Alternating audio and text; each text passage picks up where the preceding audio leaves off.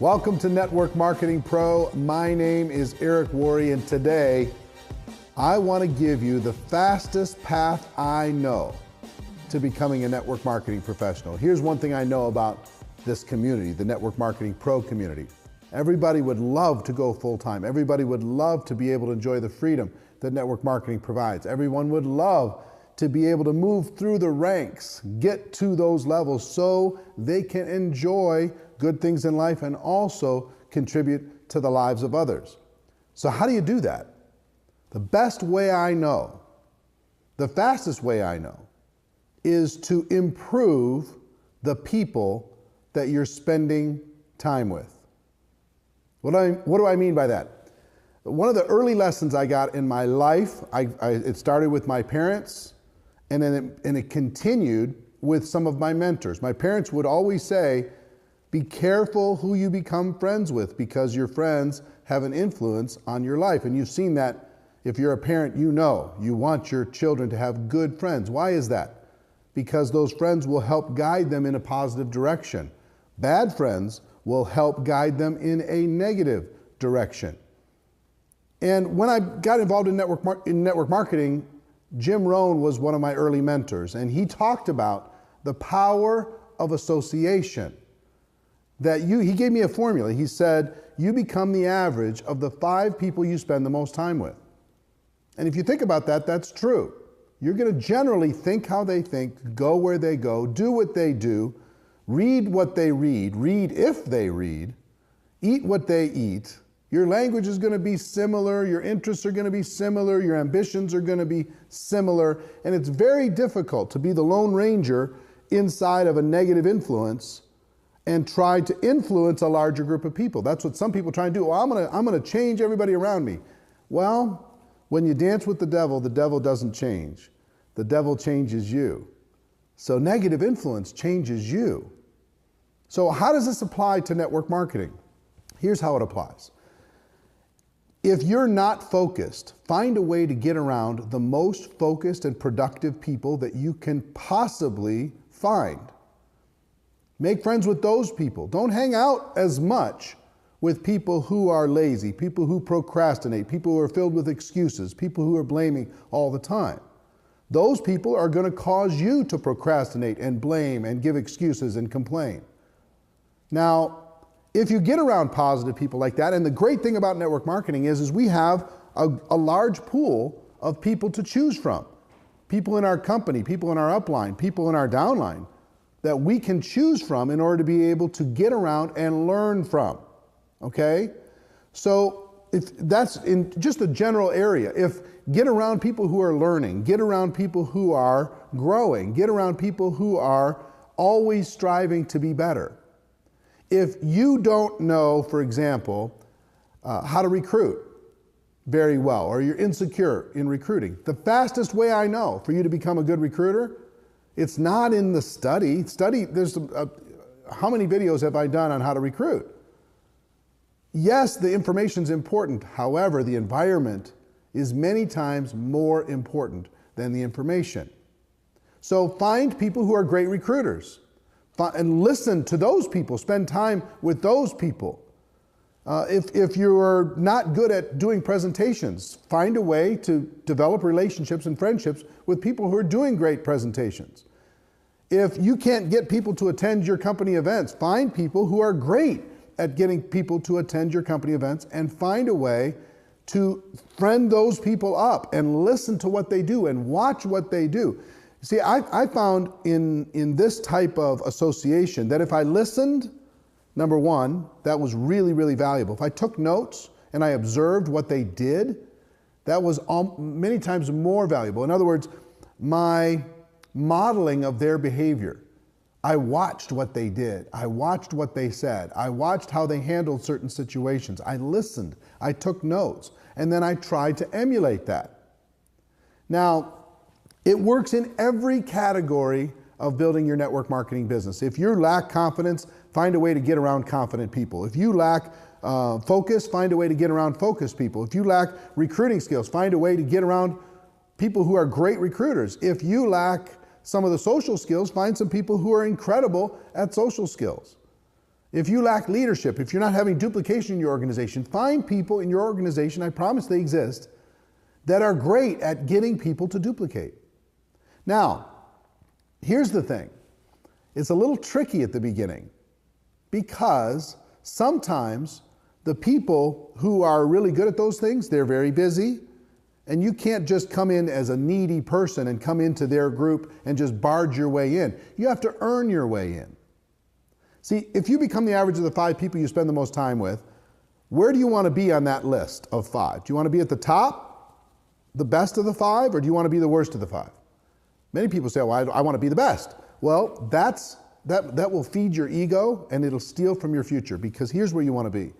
You want to be at the lowest level of the 5, because those people that are more successful, and however you want to define it, than you are, will pull you up.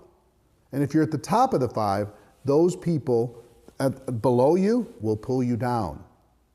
So successful people understand that if you come in at the bottom rung of their circle of influence, it's likely that you may distract them. You may pull them down a bit.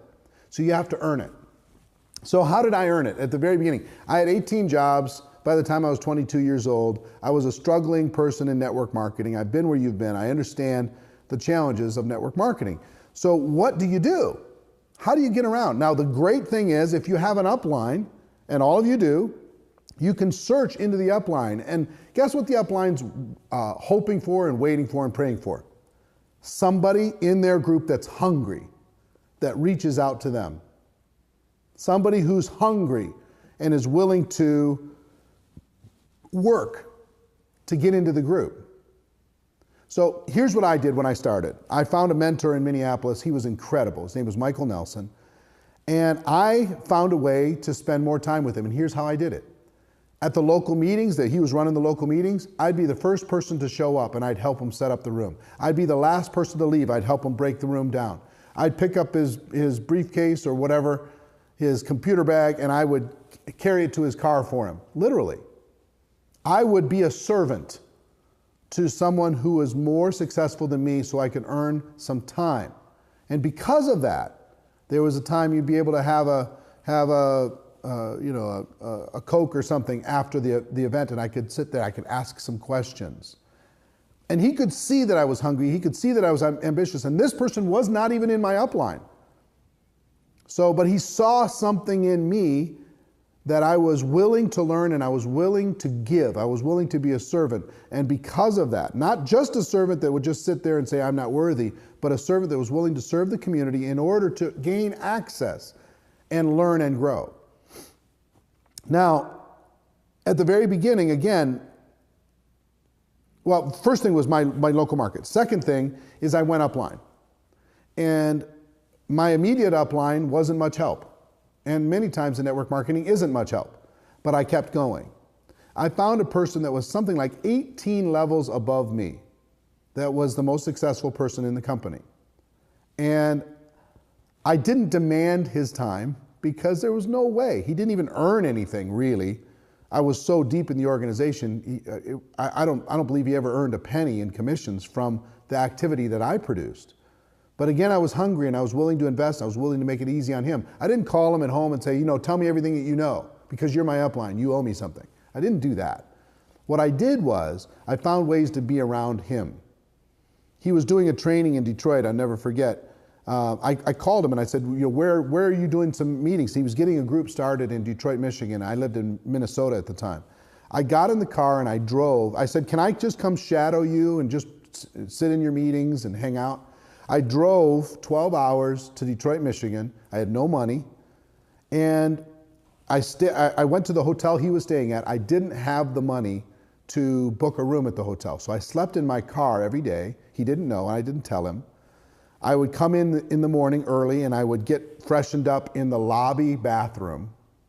And I would sit with the little free cup of coffee in the lounge, and I would wait for him to come down after he had his nice night's sleep. He'd come down and we'd chat for a little bit and off we would go to presentation after presentation. And again, I didn't bother. I observed, I watched, I listened, I carried his bags.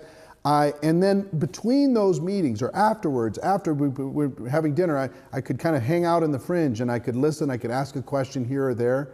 And I gained some insights during that trip that were incredible. And I started doing that on a regular basis. I started seeking out knowledge from people who are more successful, influential, powerful, skillful than I was. So one was in my local market. I served and I gained access. Second was in my upline. I served and I gained access. I went to the home office. I drove to the home office. Back then it was in Memphis, Tennessee, from Minneapolis. Again, it was, I don't know, 14-hour drive. I drove there just to meet the people at the home office, to take a home office tour and to meet the influential people so they knew my name. Why did I do that? So my name would start being talked about here and there. Hey, this young kid, he came down to the home office and he's a sharp kid. And if that name came up around an influential person, maybe I could gain some access because of that. That helped me tremendously. So my company, my local market, and my upline. Now, in addition to this, some people say take a millionaire to lunch. It's difficult to take a millionaire to lunch because they're busy and they're protective of their circle of influence because they understand that you're going to bring their average down. So here's what I did. I drove this nasty, ridiculous AMC Spirit car. If you ever want to Google a car, it's the most miserable car in the history of cars. It had a gas leak. The window didn't go all the way down, and it would rotate gas through the windows, constantly. It was miserable looking, and the muffler was half off, and all this kind of stuff. So every time I went to meet with anyone, I parked around the corner and I walked. I didn't want them to see my car. But so with all of this challenge, how do I get influence? You know what really helped me? Programs like this. Back then, it was audio cassette. We didn't have the internet, and we didn't have video. We didn't have learning systems like this, and it certainly wasn't free.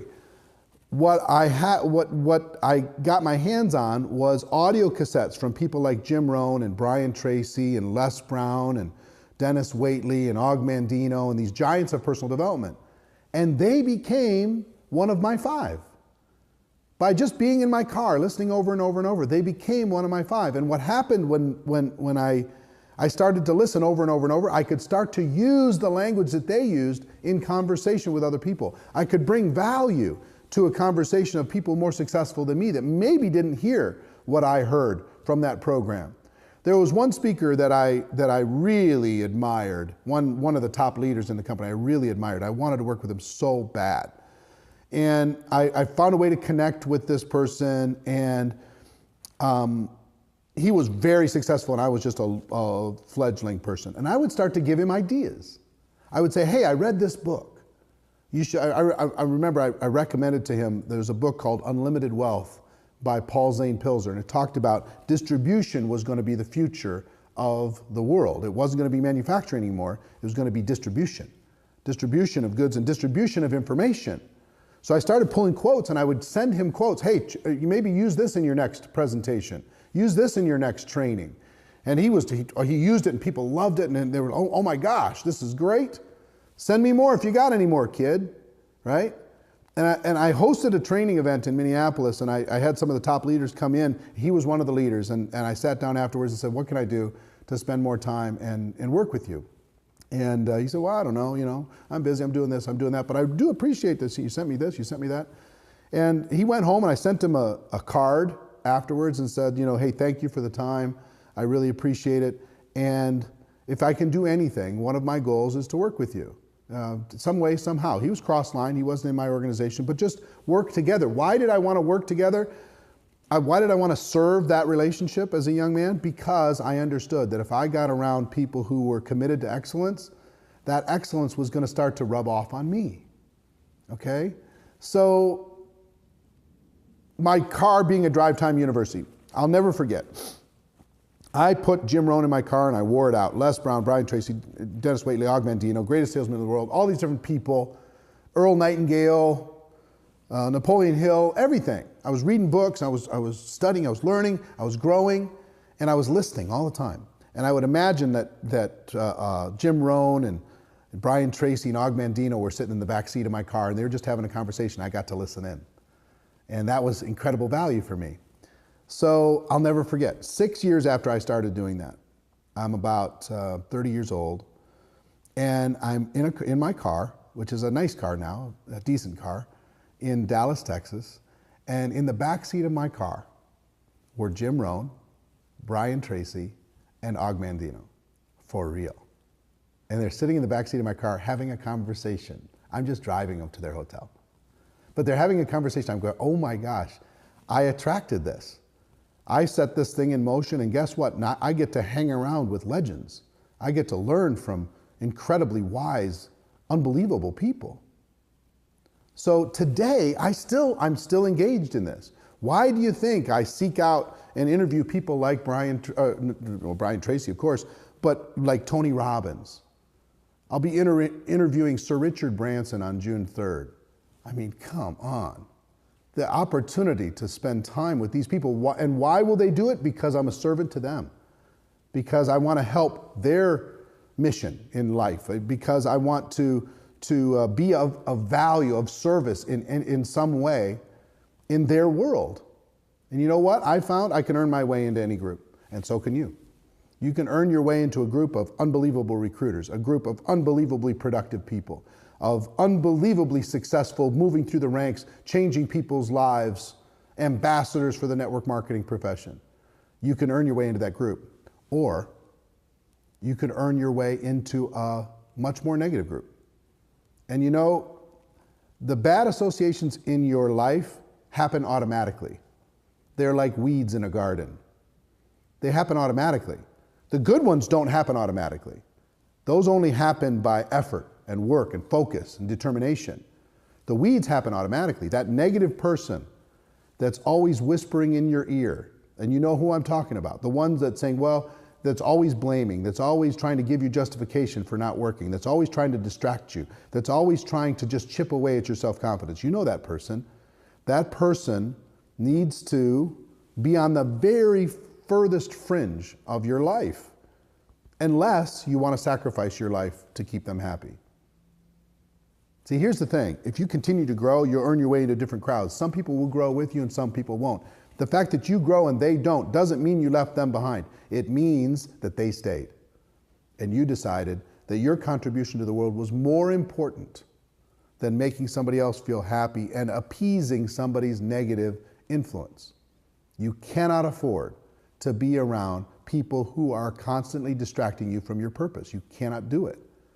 You have to focus on surrounding yourself with greatness, surrounding yourself with positivity, surrounding yourself with learners, surrounding yourself with people who are growing, surrounding yourself with people who are constantly reminding you, hey, you've got greatness inside of you. What are you doing?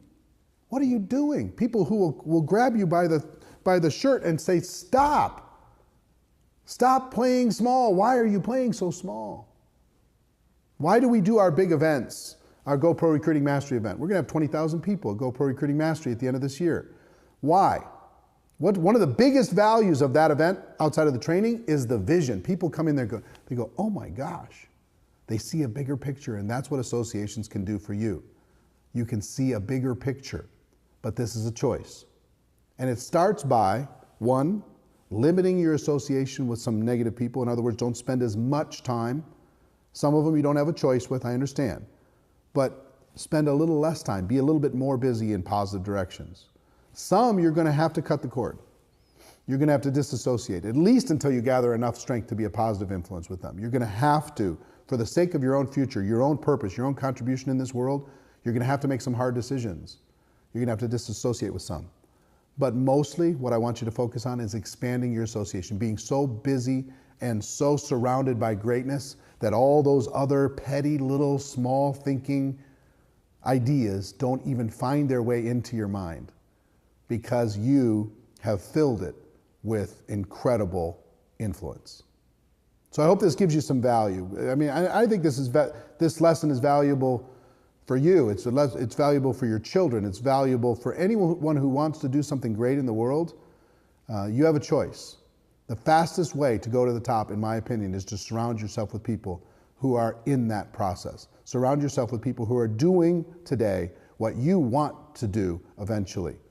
Earn your way into that group. Maybe it starts, the one thing that I need you to understand is many of my mentors I never met.